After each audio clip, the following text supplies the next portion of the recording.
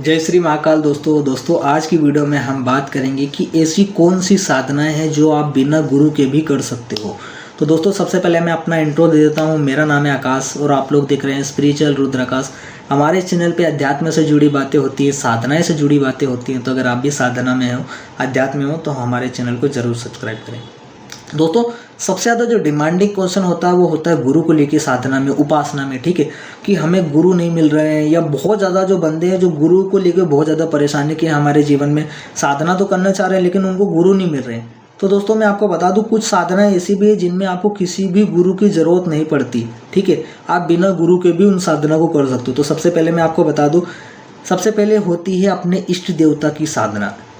इष्ट देवता दोस्तों वो जो आपको प्रिय हो। ठीक है, जैसे सबके अलग अलग देवता होते हैं। ठीक है, आपके फ्रेंड सर्कल में देखना आपको ऐसे भी दोस्त मिलेंगे जो केवल एक ऐसा होगा जो हनुमान जी को पसंद करता है, एक ऐसा लड़का भी होगा जो केवल भगवान शिव को पसंद करता है, एक ऐसा भी लड़का होगा जो केवल माता रानी को, कोई माता के किसी भी एक स्वरूप को पसंद करता है। ठीक है, तो सबके इष्ट देवता अलग अलग होते हैं। वैसे आपके भी इष्ट देवता कोई अलग होंगे। ठीक है, आपको कोई ऐसा एक देवता होगा जो आपको बहुत ज़्यादा अच्छा लगता हो। ठीक है, आपको उन्हीं के दरबार में जाना अच्छा लगता हो। तो ये हो गए इष्ट देवता। दोस्तों इष्ट देवता की साधना में हमें किसी भी गुरु की जरूरत नहीं पड़ती, यहाँ तक कि आप अपने इष्ट देवता का मंत्र जप भी कर सकते हो। ठीक है, इसमें भी किसी गुरु की जरूरत नहीं पड़ती। दूसरा होता है अपने कुल देवी की। दोस्तों आपके कुल देवता और कुल देवी होते हैं कुल में। ठीक है, तो जो आपके कुल देवता हैं, बहुत सारे घरों में कुल देवता नहीं होते, केवल कुल देवी होती है, या बहुत सारे ऐसे घर हैं जिनमें कुल देवता कुल देवी दोनों होती है। ठीक है, तो दोस्तों आपके कुल देवता और कुल देवी की साधना में भी आपको दोस्तों किसी गुरु की जरूरत नहीं होती। बेसिक जो नॉलेज होना चाहिए वो आपके पास पूरा होना चाहिए। ठीक है, यहाँ मैंने गुरु का मना करा तो इसका मतलब ये नहीं कि आप आधा अधूरा कैसे भी कर दो।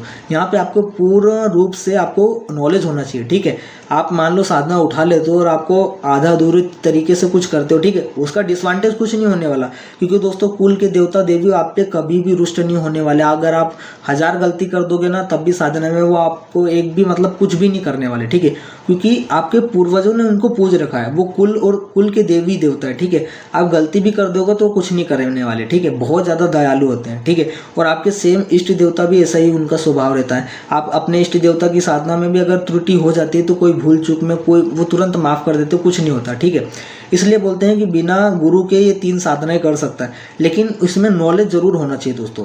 तो मैं आपको बता दूं साधना कैसे करते हैं। इस वीडियो में मैं आपको साधना के बारे में भी बता देता हूँ कि साधना आपको कैसी करनी चाहिए। सबसे पहले दोस्तों आपको साधना में कैसी करनी है, सबसे पहले आपको अपने घर के कुल देवता और कुल देवी को मनाना चाहिए। ठीक है, आपके घर के जो भी कुल देवता कुल देवी है उनकी आपको रोज जोत जलानी चाहिए। ठीक है, उनकी सेवा करनी चाहिए और अपने इष्ट देवता की सेवा करनी चाहिए। और कभी भी साधना करो तो सबसे पहले जो साधना उठाई जाती है वो अपने कुल देवता और कुल देवी की ही उठाई जाती है। कभी भी कोई भी, चाहे वो कितने भी बड़ा साधक हो, कितना भी एडवांस साधक हो, कुछ भी हो, स्टार्टिंग अगर साधना उपासना की कर रहा है तो सबसे पहले अपने कुल देवता और कुल देवी की ही करी जाती है। ठीक है, क्योंकि दोस्तों जब तक ये नहीं चाहेंगे तब तक आपकी साधना सफल हो ही नहीं सकती। आप तब तक अपने जीवन में यहाँ तक की तरक्की भी नहीं कर सकते जब तक आपके कुल देवता और कुल देवी नहीं चाहेंगे। ठीक है, तो सबसे पहले होता है अपने कुल देवी और कुल देवता को प्रसन्न करना। उनको सबसे ज़्यादा जो उनको पसंद है वो सारी चीज़ें उनको चढ़ाओ, उनकी खूब पूजा सेवा करो और अपने इष्ट देवता की भी साथ में पूजा करो। ठीक है, साधना स्टार्टिंग कर रहे हो अपने कुल देवता कुल देवी की करो। ठीक है, उसके बाद अपने इष्ट देवता की साधना करो। और साधना में आपको बता दूं साधना आपको कैसी करनी है। सबसे पहले दोस्तों आपको अपनी जोत जला लेनी है अपने देवता की। ठीक है, जैसे सपोज आप, मैं एग्जांपल के ले रहा हूँ, जैसे सपोज किसी के घर की कुल देवी माँ दुर्गा है। ठीक है, तो सबसे पहले वो अपनी कुल देवी की साधना करना चाहता है तो सबसे पहले आपको जोत जला लेनी है माँ दुर्गा के नाम की। ठीक है, आपको जो उनकी प्रतिमा है अच्छे तरीके से उनको साफ कर लेना है, उनको फूल वगैरह चढ़ा देना है। ठीक है, उनकी एक जोत जलानी है उनके नाम से। ठीक है, जोत में भी लोग गलती करते हैं कि आवाहन नहीं करते, तो पहले आपका आवाहन करना है कि हे माँ दुर्गा, इस जोत में आप विराजमान हो, मेरे घर की कुल देवी, ये जोत केवल और केवल आपके लिए। ठीक है, आपको ऐसा बोलना अनिवार्य है। जिसकी भी आज जोत जला रहे हो आपको बोलना जरूर है, प्रे करना है, और जितना ज़्यादा आप नाम ले सकते हो उनका उतना ज़्यादा बेहतर है। 1 नाम 2 नाम 3 नाम, ठीक है, जितना ज़्यादा आप ले सकते हो उनका नाम लो। उसके बाद ये प्रार्थना करो कि इस जोत में आप विराजमान हो। ठीक है, तो ऐसे जब आप बोलते हो तो वो देवता उस जोत में विराजमान होता है। ठीक है, फिर आपको जोत जला देनी है। फिर आपको हाथ में राइट हैंड पे थोड़ा सा जल लेना है, गंगा जल।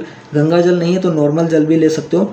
थोड़ा सा जल लेना है हाथ में, हथेली पे अपने, और आपको प्रार्थना करनी है अपने कुलदेवी से कि हे मेरे घर की कुलदेवी, मैं आपकी 11 दिन की या 21 दिन की 41 दिन की जितने दिन की भी आप साधना करना चाहते हो। ठीक है, सपोज मैं 11 दिन की बता रहा हूँ, तो हे मेरे घर की कुलदेवी, मैं 11 दिन की आपकी साधना करने जा रहा हूँ, जिसमें मैं ब्रह्मचर्य का पालन करूंगा और आपके ओम दुम दुर्गाय नमः मंत्र का जप करूंगा। ठीक है, यहाँ पे दोस्तों जो देवता होगा आपको उनका वो मंत्र जप करना है, और मंत्र भी कोई बहुत बड़ा मंत्र मत ले लेना। ठीक है, वैदिक मंत्र ही लेना। जैसे सपोज किसी की इष्ट देवी माँ काली है तो ओम कालिकाय नमः। ठीक है, ओम क्रीम कालिकाय नमः भी मंत्र है, लेकिन यहाँ पे बीज मंत्र नहीं जोड़ना है, आपको केवल नाम मंत्र करना है। ठीक है, क्योंकि दोस्तों बीज मंत्र आप जब जप करोगे तो आप हो सकता है कि अगर आप बिगनर हो तो आप उस एनर्जी को संभाल ना पाओ। वो कई बार बीज मंत्र के जप करने से नेगेटिविटी भी हावी हो जाती है। ठीक है, अट्रैक्ट बहुत ज़्यादा होती है, क्योंकि दोस्तों बीज मंत्र बहुत ज़्यादा पावरफुल होते हैं। तो आपको नाम मंत्र करना है। ठीक है, जैसे दुर्गा माता का है तो ओम दुर्गाय नमः, हनुमान जी का है तो ओम हनुमते नमः। ठीक है, काली माता का है तो ओम कालिकाय नमः, भगवान शिव है तो ओम नमः शिवाय। ठीक है, ऐसा उनका नाम मंत्र। भैरव बाबा है तो ओम भैरवाय नमः। तो उनका नाम मंत्र करोगे तो कुछ डिसवांटेज नहीं होने वाला यहाँ पे। ठीक है, सबसे पहला तो ये पॉइंट हो गया कि यहाँ पे कुछ डिसवांटेज नहीं होने वाला। हाँ, अगर आप उसमें बीज मंत्र जोड़ देते हो और बहुत ज्यादा मंत्र जब करते हो तो आपके बॉडी में तो दिक्कत होगी, नेगेटिविटी अलग हावी हो जाएगी। ठीक है, बिना गुरु के करोगे तो ये दिक्कत रहती है। तो आपको संकल्प में ये बोलना है कि मैं आपके ओम दुर्गाय नमः या ओम दुम दुर्गाय नमः का मंत्र का जप करूंगा। मैं इतनी माला जप करूंगा। ठीक है, आपको माला बता देनी है, आपको 5 माला करनी है, 11 माला करनी है। ठीक है, बिगिनर हो, शुरू में अध्यात्म में आए हो तो 5 माला बहुत है। ठीक है, आपको बता देना है कि मैं सुबह 5 माला करूंगा, शाम को 5 माला करूंगा इस टाइम पे। ठीक है, मैं ब्रह्मचर्य का पालन करूंगा, नाखून बाल नहीं काटूंगा, किसी को अपशब्द नहीं बोलूंगा। ठीक है, जितना आप परहेज कर सकते हो उतना बेहतर हो। और आपको ऐसा प्रार्थना करके ये आपकी जो भी आपकी मनोकामना है आप बता सकते हो कि मैं आपकी विशेष कृपा को प्राप्त करना चाहता हूँ, या मुझे आपके स्वप्न में दर्शन हो जाए, या आपका कोई काम रुका हुआ हो। ठीक है, वो बोल सकते हो कि मेरा ये काम हो जाए।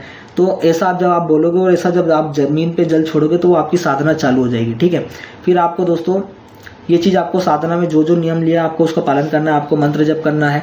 ठीक है, जो जो आपने बताया कि मेरे को आसन पे बैठ के 5 माला करना है तो आपको कंप्लीट करना है। जब आप दोस्तों 11 दिन पूरे आपको कंप्लीट हो जाएंगे तो 12वें दिन आपको हवन करना होता है। ठीक है, उसी मंत्र का एक छोटा सा उपला लेके आपको लौंग का हवन करना होता है, या आप घी और गुड़ का हवन कर सकते हैं। ठीक है, जैसी आपकी सामर्थ्य वैसा हवन करना रहता है मंत्र का। ठीक है, जैसे कि आपने ओम दुर्गाय नमः मंत्र लिया था तो पहले आपको गणेश जी की आहुति 2 लौंग की चढ़ा देनी है। ठीक है, उसके बाद अपने कुल देवी का जो मंत्र है ओम दुर्गाय नमः स्वाहा। ठीक है, ऐसा करके करके जितना आप कर सकते हो 108 208 जितनी आपकी सामर्थ्य जितना आप कर सकते हो उतना कर देना। ठीक है, हवन।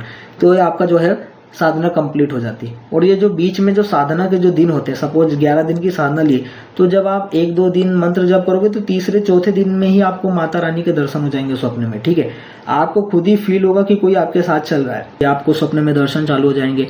आपको ऐसा फील होगा कि माता रानी की आप पर कृपा हो रही है। ठीक है, इंट्यूशन पावर मिलने लगेंगे, बहुत सारी चीजें होने लगती है। तो दोस्तों मैं आशा करता हूँ आज की वीडियो आपको थोड़ा बहुत इन्फॉर्मेशन वाली लगी हो। तो ये होती है दोस्तों 3 साधनाएं। सेम आपके साथ जो मैंने साधना बताई सेम यही पैटर्न आप अपने इष्ट देवता में भी कर सकते हो। ठीक है, मंत्र चेंज हो जाएगा, देवता चेंज हो जाएंगे, प्रोसेस यही रहने वाली है। ठीक है, कुल देवता का अगर कोई किसी के कुल देवता है तो वो उनकी साधना करे, कुल देवी की साधना करे, फिर अपने इष्ट देवता की साधना करे। ठीक है, नॉलेज थोड़ा बहुत लेकर ही साधना करना। ठीक है, और अगर आप 5 माला सुबह शाम करते हो, बीच में थोड़ा बहुत उपांशु चलते फिरते करते हो, कोई डिसएडवांटेज नहीं होने वाले दोस्तों। ऐसा मत सोचना कुछ होने वाला, कुछ भी नहीं होने वाला। ठीक है, लेकिन नाम मंत्र करोगे तब। ठीक है, एडवांस जाने की कोशिश मत करना। यूट्यूब पे बहुत सारे अलग अलग मंत्र दिखाए जाते हैं कि ऐसा ऐसा ओम ह्रीम ह्रीम ह्रीम करके ये। ठीक है, बहुत सारे दुर्गा माता के बहुत ज्यादा पावरफुल बीज मंत्र हैं, उससे नेगेटिविटी बहुत हावी होती है। ठीक है, तो ऐसे कोई मंत्र मत लेना। जैसे मैंने आपको बताया नाम मंत्र आप करोगे कोई दिक्कत नहीं है, आराम से आप ये चीज कर सकते हो। ठीक है, तो दोस्तों किसी भी टॉपिक पर और वीडियो चाहिए तो मुझे कमेंट में बताना। बाकी कमेंट में जय श्री महाकाल जरूर लिखना।